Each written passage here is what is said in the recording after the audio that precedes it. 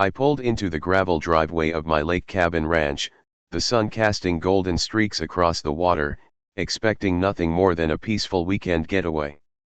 But the moment my truck crested the final hill, my stomach dropped. There she was, HOA Karen. And she wasn't just standing there, she had parked her obnoxiously oversized SUV directly across my driveway, arms crossed, a smug grin plastered on her face. My mind raced. This wasn't the first time Karen had tried to interfere, but I had never expected it to escalate to this level. She was like a human roadblock, determined to assert authority over property that wasn't hers. I stepped out of my truck, the gravel crunching under my boots, and called out to her. "Karen! What are you doing?" I shouted, my voice echoing across the lake. Her grin widened. "Just making sure you don't park here. Rules are rules," she said, pointing to a faded HOA sign she'd planted weeks ago, the letters barely legible. "You've got to follow the regulations, you know." I couldn't believe it. Rules. This was my property, bought and paid for, yet here she was trying to make herself the self-appointed sheriff of the lakefront. Anger bubbled up inside me, hot and relentless. My first instinct was to argue, but I realized that wouldn't work. Karen thrived on confrontation. She wanted the argument, the drama, the attention. I took a deep breath and stepped closer, trying to stay calm. "Listen, Karen. This is private property. You don't get to block my driveway. You can't just park here and think I'll roll over." Her eyes flashed with a mix of indignation and mischief. "Oh, I think you'll find that the HOA has more power than you realize. You'll have to obey the rules like everyone else." I clenched my fists. This wasn't just about rules anymore, it was personal. Every time I came to this cabin, it was my sanctuary, my escape from the chaos of city life. And now, Karen had dared to turn it into a battlefield. As I stared at her, something shifted inside me. I realized that arguing wouldn't solve this. There was only one way to reclaim what was mine, to set a boundary that Karen would never cross again. And in that moment, I knew exactly what I had to do. Little did she know, this confrontation was about to take a turn she would never forget. After the initial shock of Karen's audacious blockade, I retreated to my cabin, heart still pounding, but now with a clear sense of purpose. I couldn't just let her SUV sit there, like some monument to her ego. Every time I imagined her smug face, I felt a surge of determination. This wasn't about revenge in a petty sense, it was about reclaiming my sanctuary. My lake cabin was my haven, and no HOA bully was going to claim it.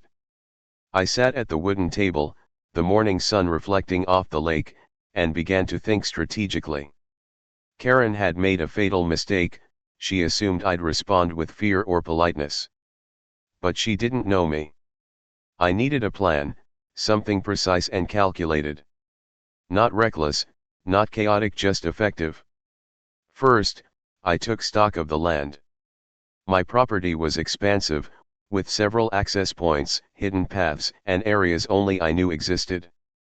Karen might have thought she controlled the driveway, but she had no idea what else I had up my sleeve. Every tree, every hill, every muddy track could work in my favor. I grabbed my notepad and sketched a map, circling possible maneuvers.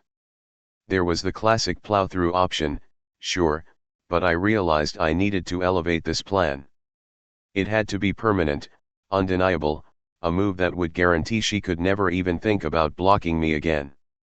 The thought of that finality made me grin. Next, I considered timing. Karen was predictable, she had her routines, her daily patrols to inspect everyone else's property. By studying her schedule, I could pick the perfect moment, one where she'd be most vulnerable, or least expecting a counterattack. I even thought about using the natural elements to my advantage, mud, slope, and the exact angle to make her SUV immobile without causing damage. Just a warning, not a catastrophe. Then came the legal side. I wasn't reckless, I made sure I had every property document in order. If Karen tried to call in the HOA for her antics, I had proof, ready to present. Everything had to be airtight. One wrong move, and I'd be in trouble instead of her. Finally, I imagined the moment of triumph. Her face when she realized she was outsmarted, outmaneuvered, and finally, permanently blocked from causing trouble. The mental image gave me a strange mix of satisfaction and adrenaline. It wasn't cruel, it was justice. By mid-afternoon, the plan was set. The path was clear, both literally and figuratively. All that remained was execution. I knew that once I acted, there would be no turning back. Karen had brought this on herself, and now, she was about to learn the hard way that some lake cabins are sacred and some owners aren't to be messed with. The next morning, I woke up before sunrise, the lake shimmering under a soft blanket of mist. Everything felt still, almost serene, but my mind was laser-focused. Today was the day.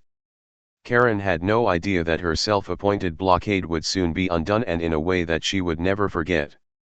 I grabbed my keys, walked to my truck, and started inspecting it. The engine purred to life, a reminder that this wasn't just a getaway vehicle, it was my tool for justice. I checked the tires, the plow attachment, and even the backup camera. Every detail mattered. One mistake and this could turn from calculated to catastrophic.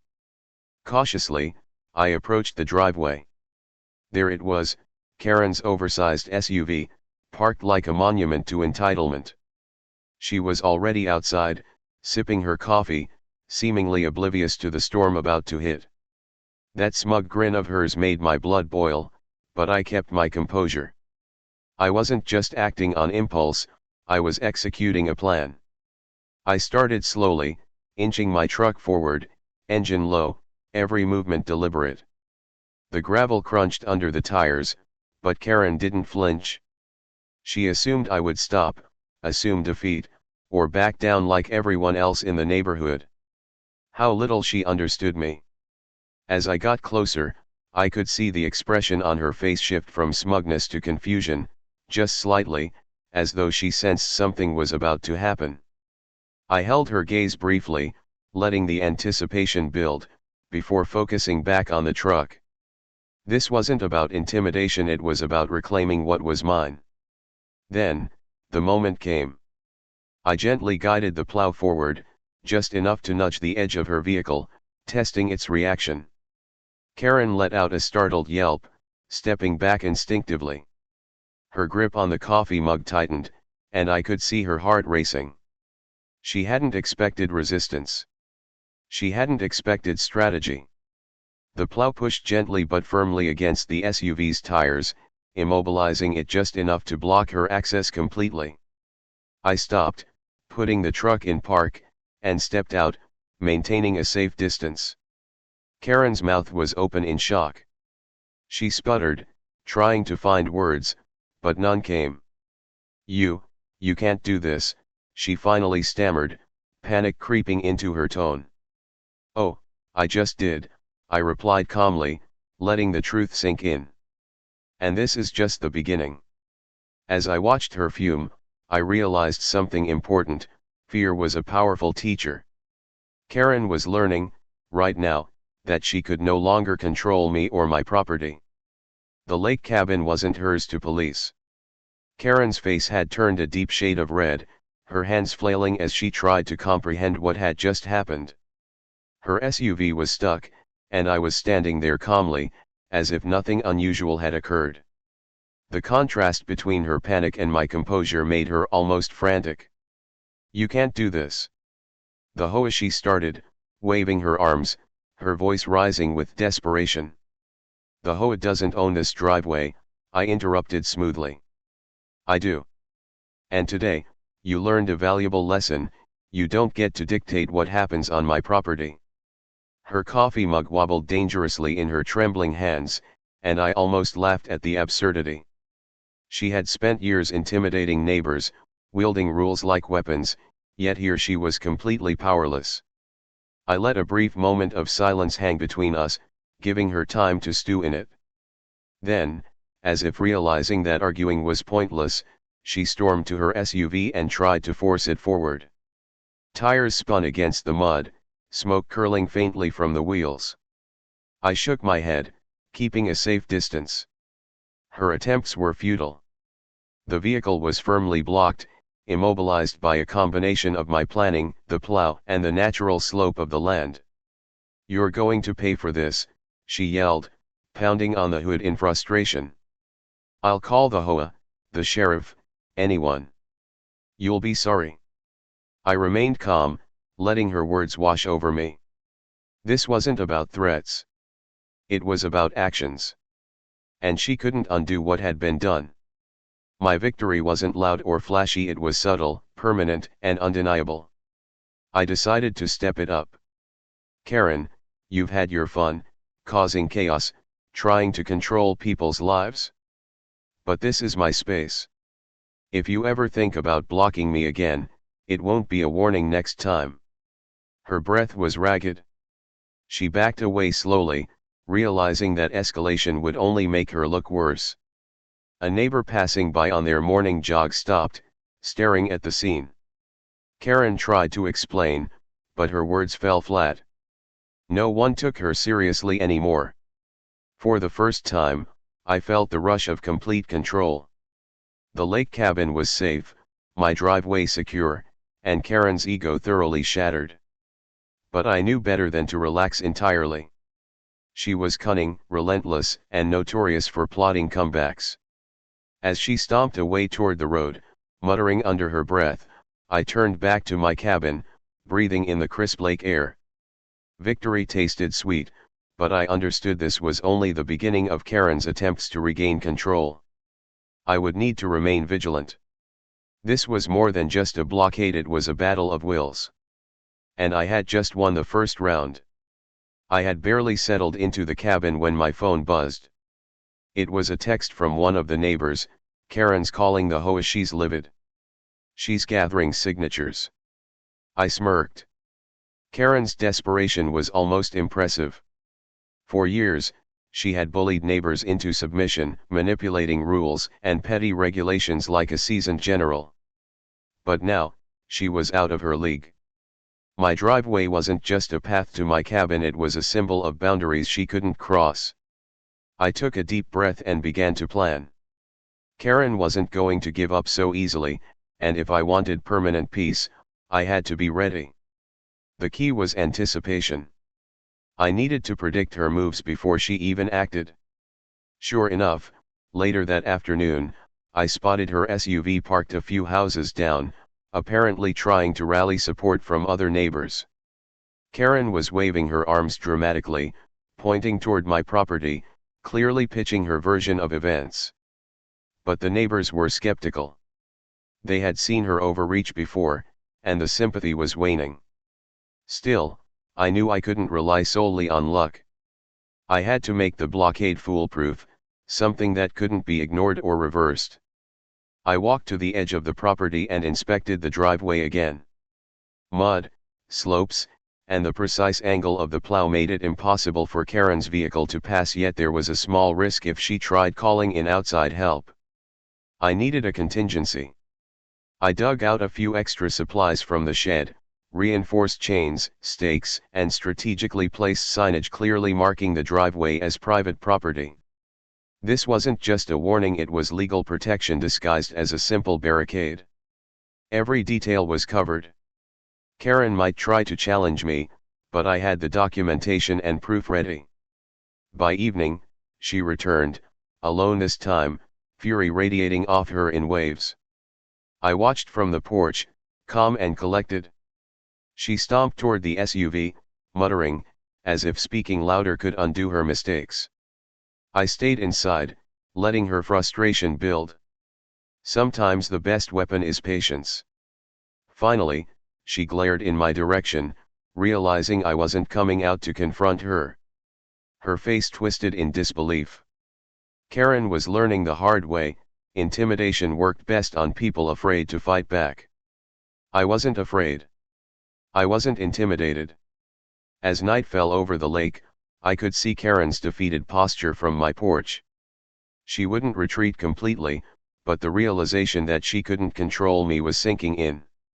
I had set the stage for the next moves, and the balance of power had shifted decisively. The battle wasn't over, but one thing was clear: Karen had underestimated me. And that would be her biggest mistake. The next morning, the lake was calm, a mirror reflecting the pale winter sky. I sipped my coffee, surveying the property. Karen's antics had reached a peak, and I knew that if I wanted permanent peace, I had to finalize my plan. No half measures. No second chances. I spent the early hours inspecting every inch of the driveway, noting weak spots, muddy patches, and potential escape routes she might exploit. Every detail mattered. This wasn't about aggression, it was about precision. Every move she could make needed to be anticipated, countered, and neutralized. By mid-morning, I was ready. The driveway was reinforced with subtle barriers and clear signage, legally protecting my property. The plow was in position, and I had marked the exact angles to immobilize any vehicle attempting to bypass my warning. The combination of strategy and legality created an unassailable defense. Then I waited. Karen would come. She was relentless. She had to. Sure enough, around noon, her SUV appeared over the hill, tires spinning with a mix of hope and fury. She hadn't learned yet. She assumed she could intimidate or manipulate her way through. She had no idea that every move she could make had been accounted for. As she pulled closer, I stepped onto the porch, watching silently. The moment she saw the reinforced barriers, her eyes widened. Panic replaced smugness. She slowed, realizing something had changed. She tried to back up, but the slope and my setup prevented it. Her SUV was trapped, precisely where I wanted it. What did you do?" she shouted, frustration spilling into hysteria. I smiled calmly. I prepared.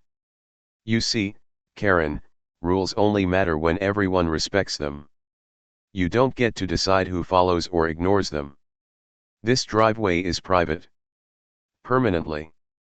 She pounded her steering wheel, honking, cursing, and gesturing at me as if sheer volume could undo reality. But nothing could. Karen had pushed her luck too far, underestimated me, and the result was absolute. From my vantage point, I could see the lesson sinking in. Karen's control over the neighborhood, over my property, and over everyone's perception of authority was crumbling. She had met her match, and the match was unyielding, patient, and relentless. By evening, the SUV remained in place, a monument to her defeat. Karen had no choice but to leave, muttering threats that I knew were empty.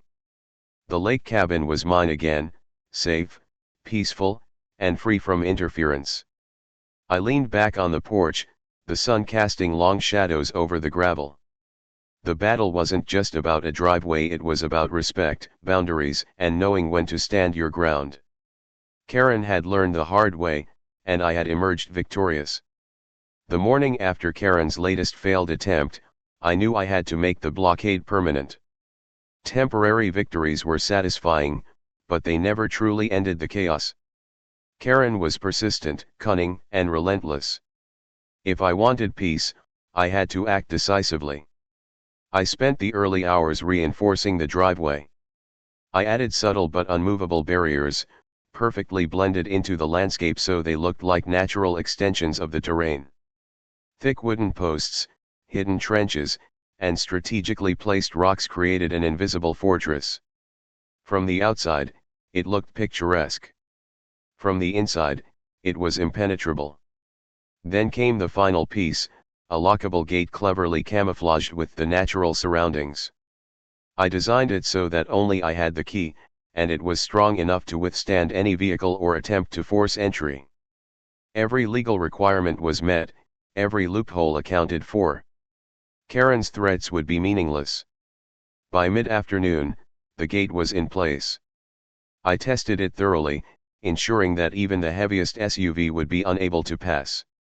The plow attachment was still ready as a backup, but the gate itself was more than sufficient. Karen would never be able to block me again. Of course, Karen didn't know this yet. Around 3 p.m., her SUV crested the hill once more, confidence still inflated. I watched quietly from the porch, sipping my coffee. The moment she saw the gate, her expression shifted from smugness to disbelief. She tried to maneuver around it, but the layout left no room for creativity. You can't do this. This isn't legal," she shouted, pounding on the wooden posts. I stepped outside calmly. "Actually, Karen, everything here is legal. Fully documented. Private property, permanent barriers, and every step above board. You have no right to access this driveway, and now, you never will again." Her face contorted in frustration and fury.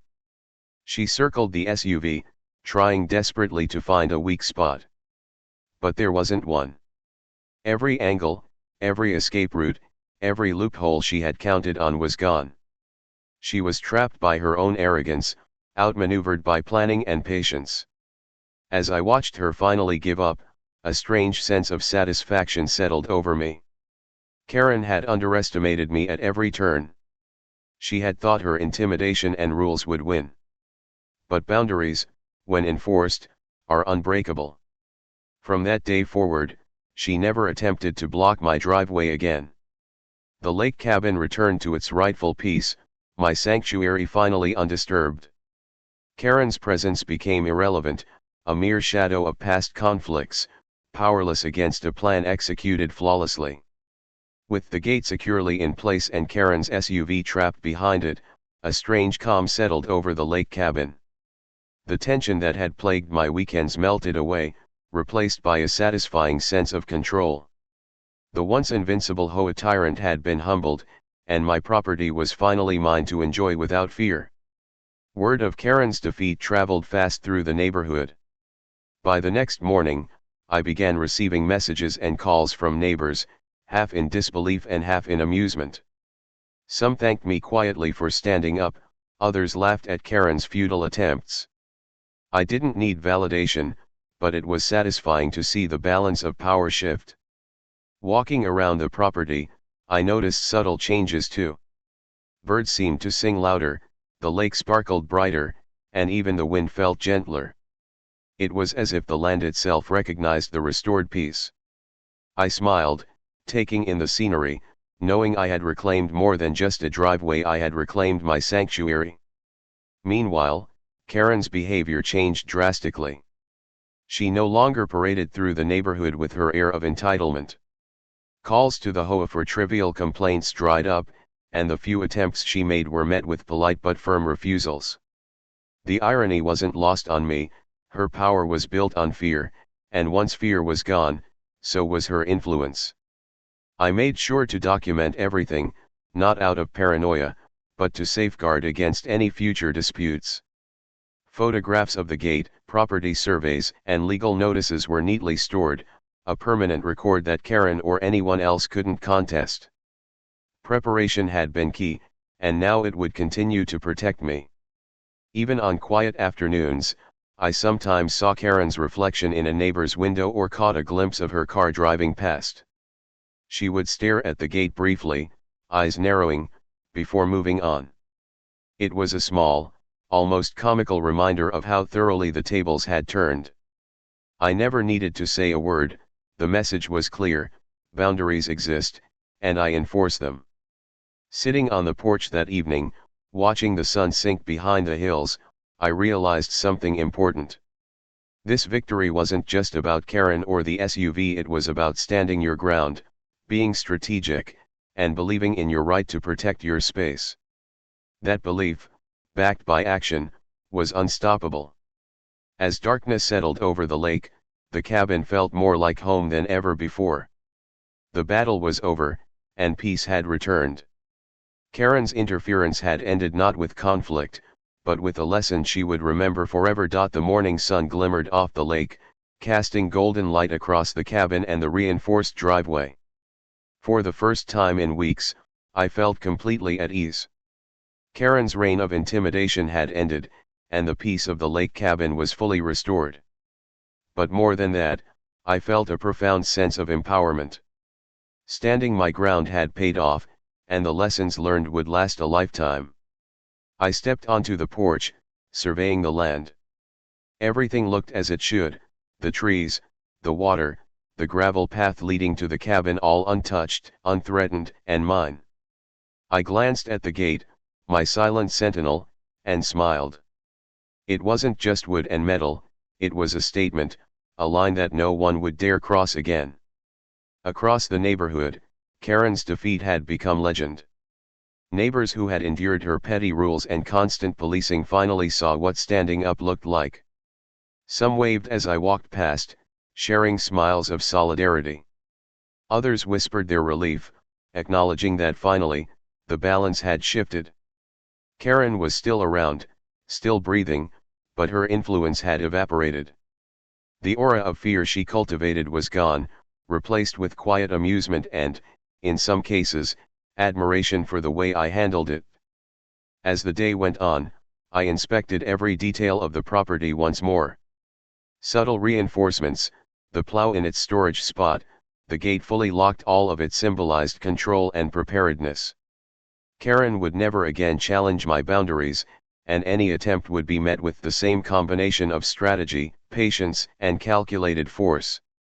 I also realized something more important than physical victory: confidence. Karen's attempts had forced me to think, plan, and act decisively. She had pushed me into a position where I had to be assertive, legal, and strategic. And in the end, I had succeeded. That sense of self-assurance was now woven into every corner of the cabin, as permanent as the gate itself. By evening, the lake reflected the crimson sky, and a soft breeze carried the scent of pine and water. I leaned back, sipping my coffee, content. Karen's interference was over. My weekends, my sanctuary, my peace, they were restored. The cabin was more than property now, it was a symbol of resilience and determination. And as darkness settled, I knew the truth: some battles aren't just about who wins or loses, they're about standing firm, defending what's yours, and proving that no bully, no matter how relentless, can dictate your life. Karen had learned this lesson forever. The lake was quiet, the gate secure, and the cabin finally, truly was mine.